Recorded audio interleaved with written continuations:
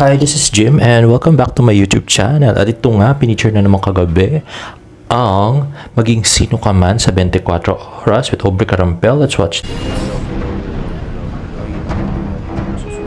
Gigil face si Carding played by David Licauco at tila may akma pang susuntukin sa isa sa mga eksena sa upcoming Kapuso action drama series na Maging Sino Ka Man. But wait, this boy is a girl pala, and it's Barbie Forteza. Sa original na pelikula, magde-disguise ang karakter ni Barbie na si Monique. Pero binago raw nila ito sa TV adaptation. Aliw nga raw si Barbie dahil first time niyang magbihis at mag-astang lalaki for a role.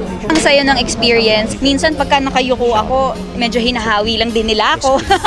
Medyo, ay kayo po pala yan. Ilan lang daw ito sa mga kakaiba nilang gagawin ni David para sa serye. Iba na yung time right now, Gen Z period na.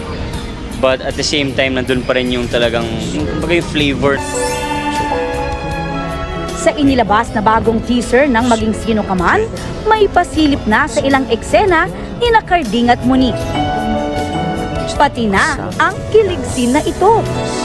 Ipinakita na rin ang ilang artistang makakasama nila, gaya ni Juancho Trevino, Tonton Gutierrez, at Jean Garcia.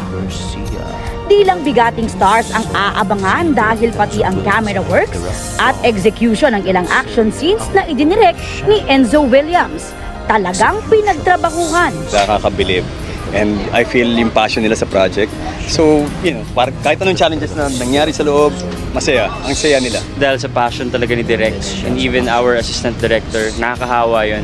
Na parang na-excite ako na parang, uy, this is different. And yeah, actually feel ko yung adrenaline kanina eh. Parang first time kong ma-adrenaline sa eksena. Kasi first time kong maging action star. Wow. This September na mapapanood ang Maging Sino Ka Man sa GMA Telebaban.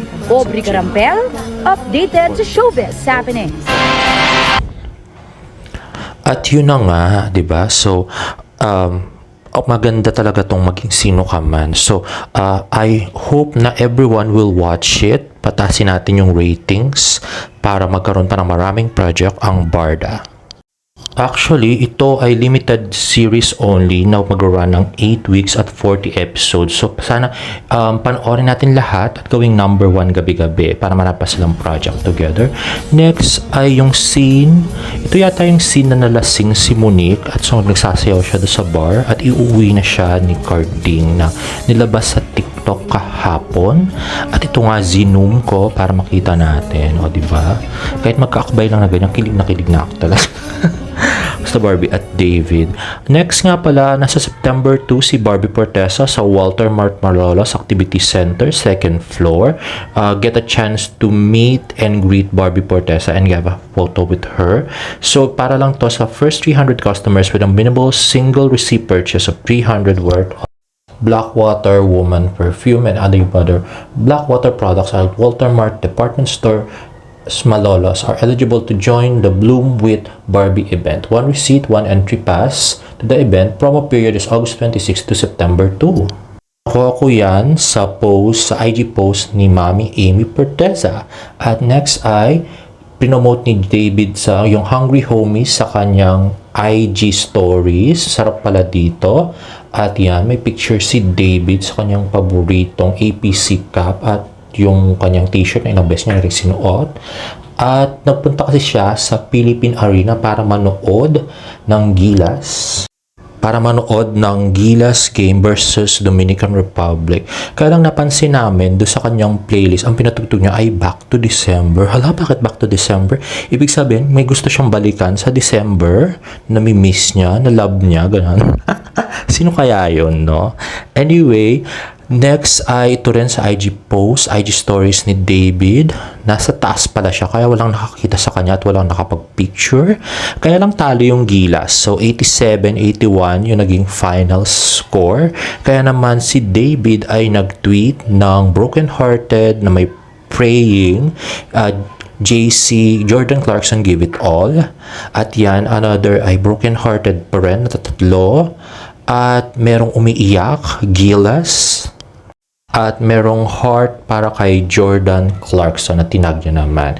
At next naman ay si TikTok, si Dennis Katapang. So, nagtanong si David sa mga comments sa isa niyang video, sino nagpapangiti sa'yo, Lods? So, grabe napansin talaga ni David to. Actually, si Barbie yung unang nakapansin nito. Yes, nag-comment kasi si Barbie na yung post ni Dennis Katapang nung August 10 na yung naglalaba ka tapos tinatrato ka ng tama. At yan, sabi nga ni Barbie, ha ha ha ha ha. At yun, sabi ni Dennis Katapang sa kanya, Barbie Portesa, akin na lang yung labahin mo, ako na maglalaba. At next naman ay yung nag-post siya ng yung bagong gising ka tapos in love ka. Tapos si David naman nag-react, ha ha ha ha. So sabi niya, reply niya kay David, David Licao ko, legit yung saya pag ganon, idol. At, so in fairness ha, pareho nagpapasaya kay David at saka kay Barbie tong si Dennis Katapang.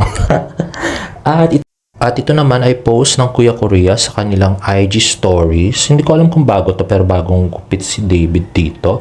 Hashtag Team Kuya Korea this long weekend. See you.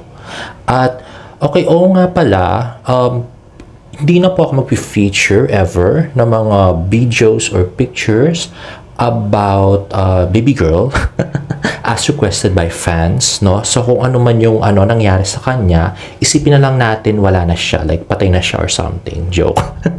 Wala na kayong mababalitaan dito. Pampag good vibes lang lahat to. At I'll also try not to post any Jack Roberto content kasama si Barbie para happy lang tayo habang nanonood ng maging sino ka man. Okay? So if you like this video, please give it a thumbs up and please subscribe to my YouTube channel for more Barda updates. See you on my next vlog. Bye!